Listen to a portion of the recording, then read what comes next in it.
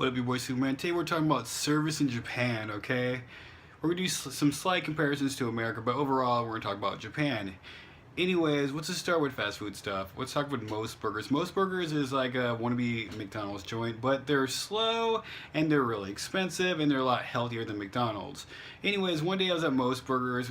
This is before I was vegan. I had my burger with tomato and lettuce and all that stuff, but I wanted extra tomato, so I walked up to the counter. I was like, look, can I get extra tomato? The guy was like, no.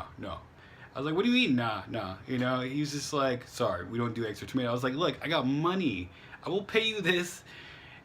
I'll pay you $1, $2. Just give me that tomato right there. Just put it on my burger. He was just like, nope. He wouldn't do it. I was like, all right, cool. I was actually upset. Like, I wasn't like screaming, gonna break something upset, but I was just more, I was like upset, but I was like shocked. You know what I mean? So that was my first lesson in their service, you know? And this was a predominant, you know, this is a Japanese fast food chain, right? Okay, later me and Yukiko went to McDonald's, right?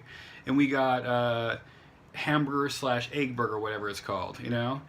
And I was like, can I get no pickle on that? And they're like, yeah, cool. I was like, cool? Like, really? And me and Yukiko look at each other like, so that clearly kind of showed you that things were Americanized, such as McDonald's, Krispy Kreme, Starbucks, they have KFC here, stuff like that. They even have Cold Stone, they have Ben & Jerry's.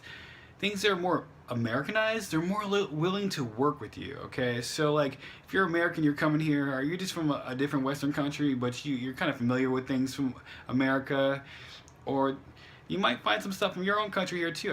I'm not quite sure, but they're usually more than willing to work with you. Like, you know, like you eat a burger, you want to add extra meat, they might do it for money, you know? So whereas the Japanese stuff, like Most Burgers, Mr. Donuts, things are made by Japan and predominantly, you know, like this Japanese restaurants, they're not flexible at all. They have like set menus and stuff like that. You cannot interchange anything out. Period. Okay? So when it comes to like a lot of the restaurant service, at least the ones I went to, like I'm not trying to be mean, but I wasn't very impressed, okay? I mean, like, when they serve something I really like in the first place, of course I was impressed with the food, because the food's good, you know, I'm not saying the food's not bad, it's like, but service-wise, like, there's no flexibility, you know, and I feel like to some degree that does reflect Japan's culture, their idealisms, their culture. They're very set in their ways. They're very slow to change. They're like America in 1970, like I've said before in many other videos. So if you don't like that type of idea, I wouldn't come to Japan unless you're just coming just to visit. That's fine too. So, but when we talk about some of Japan's impressive services, actually, like for example, convenience stores. Like, I went to a convenience store, you know, this is like first time ever in my life. So I'm like, this is pretty cool. I went inside. The food's healthy and stuff. I was like, wow, like my eyes like lit up, like, oh, this is a convenience store? Like in America, it's always like garbage food. So I was just like, I didn't know what to say. I went to a convenience store anyways, walked up in slow motion to the counter, got there. The guy was outside. I don't know what he was doing, smoking or doing whatever on break.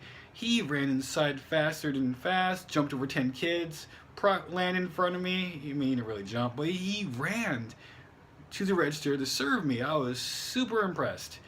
First time in my whole life have I ever seen that, you know. In America, like, never had that happen, honestly. Like, I've literally waited in line for like 20 minutes to a half hour, finally got to the cashier, and the cashier talked to the manager for 5 minutes about her boyfriend in front of me. Like, I have had stuff like that occur in America, which is like pretty terrible service. But like someone actually run to serve me, that was super impressive. Okay, so I've had that happen in convenience stores and some of those retail shops. Same thing. They're just waiting to serve you, and they're very good at serving you in particular places. Like Yodobashi Camera service is garbage. I'm not trying to bash them, but like I literally went there and I talked to the girl in the best Japanese I could. And she pretty much is like, "Chotto mate," like, wait, like, I'll be back type of deal. I was like, okay, cool, I'll wait. She kept me waiting for a half hour, and she never came back. She just ignored me. So I was like, okay. So I took a picture of her. Actually, I took a video of her. And then I called Yukiko, and then Yukiko called the manager, and then we send the photos and video to the manager, and she got in trouble. But that's how it goes sometimes. When you show, like, really terrible customer service, you know, you're gonna get in trouble for it. That's all there is. There's some people that don't tell and you kind of get away with, but you know, like regardless if I'm a foreigner or Japanese, I truly believe if I was a Japanese person that never would happen. So that was purely discrimination because I'm a foreigner. Very simply, you know. She could have easily found someone else that might speak English to assist me. That's what they typically do. And that was like the worst experience I had. And that was like only 3 months ago. Now was the worst experience I had at Yodobashi. So I'm not saying Yodobashi as a whole is terrible, but for most part, like, their prices are too high, and it's always hard to find customer service. They're always understaffed. It's like America in some ways. So, but you gotta roll with it. Anyways, so Japan services, when it's from a Japanese company, is pretty fixed. Their idealism is fixed. Their culture is relatively fixed. So if you can stand that, or if you're into such an idea, it's actually really good though. Like for example, let me tell you a good point, okay? For me in America, like I buy socks, right? Let's just start with socks. So like when I go back next year, I want to buy the same socks. I want my socks to match. You know, I don't want different socks. I don't want new socks. I want to buy the socks I liked a year ago or 6 months ago or even a month ago. Japan, I can do that. I can buy the socks I want. I can buy the razor I want. I have a razor I got like literally 2 years ago. I can still buy the blades. In America, things change so fast.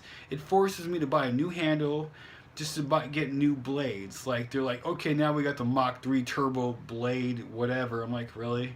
So I gotta pay another $10 for the new handle to go with the new blades. The blades are like 20 or 30. It's just really frustrating. Even though I've had the same razor for like 2 years now, because things here don't change as fast.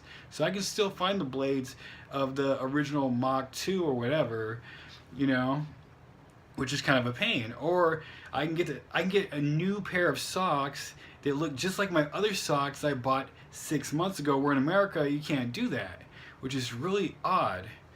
So I like some parts of the idea of slow changing things, because I can buy like a shirt like this, go back to the store, and they might still have this shirt there like a month later. Where in America, I guarantee if I buy this shirt and I come back a month later, it's not going to be there. So Japan has some really good points and it has some downsides. So it just depends on what culture fits best for you overall. So when you come here, look around, figure it out, take deep breaths. Try not to compare your culture to their culture too much. You're gonna do it. We all did. I did it. Like first 2 weeks, I was just like, Japan. I just embraced it. Sushi. And I went to sushi like every day. Probably gained like 5-10 pounds. After 2 weeks, I started, you know, comparing, contrasting. After the third week, I was already calling my parents, talking about, I want to come home. They're like, what's wrong? I was like, I don't know. I just want to come home. That's the homesickness. Some people get homesick, some people do not. So, but anyways, back to surfing Japan. Japan is old school, like I said before. They're like behind when it comes to service in Japan. This is my opinion. Like I feel like they're more geared towards serving, you know, salarymen and stuff like that, and Japanese more than foreigners. Even though like so many foreigners do come to Japan, you think they'd be way more geared for them, but they are really not at all. So just giving you the heads up on the service in Japan. So don't expect too much, and hopefully you have a good trip. I will see you maybe here. Peace until next time.